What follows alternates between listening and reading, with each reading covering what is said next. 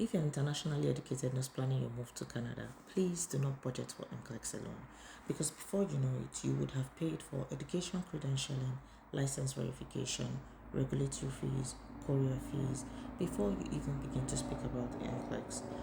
One of the questions that I get asked very frequently is, how much exactly do I need to plan my move to Canada as an internationally educated nurse? And the truth is, there is no one fixed amount, because the amount of money that you are going to require will depend on several things. It will depend on the province you're going to, the pathway you're coming through, whether you're coming alone or coming as a family, and sometimes where you are even assessing yourself from. All those things can impact how much you need.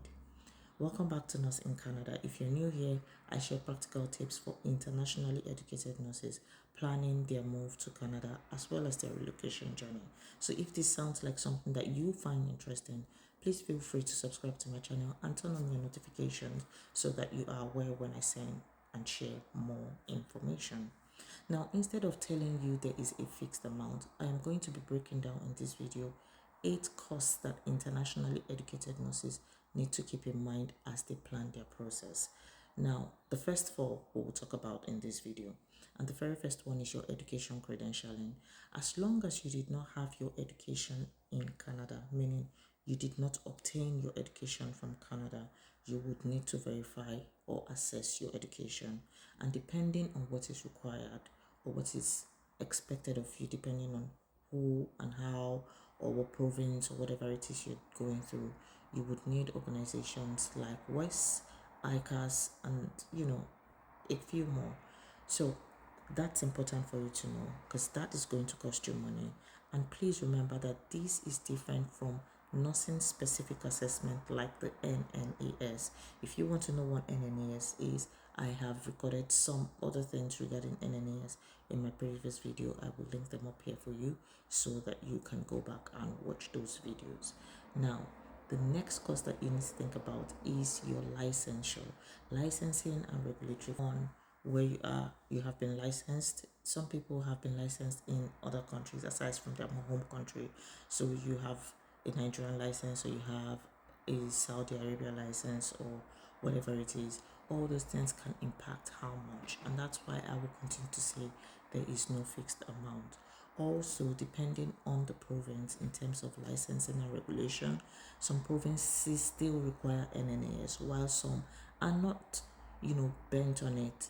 They might ask you to do something like WES. Again, this is why it is important to ensure that you are knowing and understanding what is specific to your own pathway, because just because one person went through a province that requires NNAS does not necessarily mean that your province or your regulator might require that. Bottom line is, always ensure that you do your research. Go on the regulatory body's website and check what is obtainable, so that you are not wasting money that you do not need to waste or making unnecessary expenses. Next is the courier fees.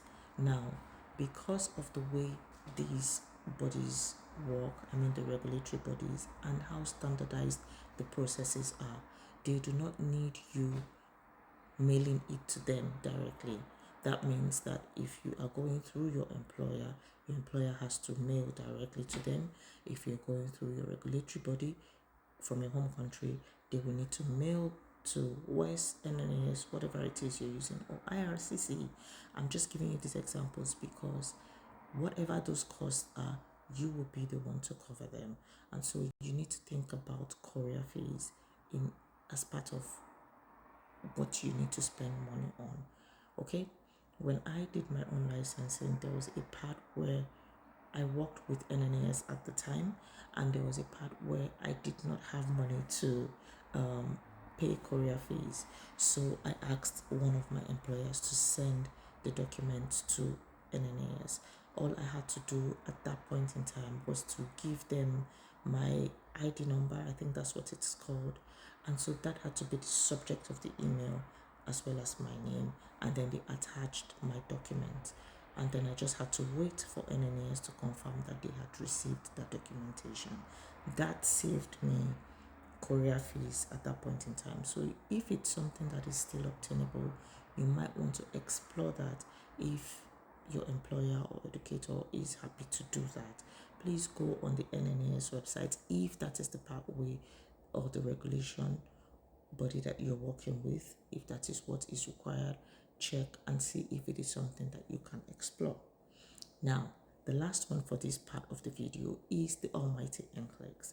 Remember that aside from paying the NCLEX fee, you still have to pay person view, and if you're traveling, most times people have to travel, right? So if you're making a commute to your exam center, you are going to pay for that. If you're in Nigeria or other West African countries where you have to go to Kenya to write, you have to budget that amount of money. And we haven't even started talking about your question banks or the resources that you're going to use when you're studying.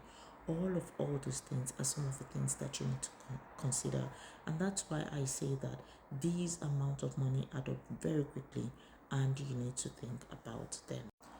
And then the other thing that people do not really like to talk about, but I would just mention in passing in this video, is I know that a lot of people do not plan to retake the NCLEX. I mean, you want to go in and hit it and that's it.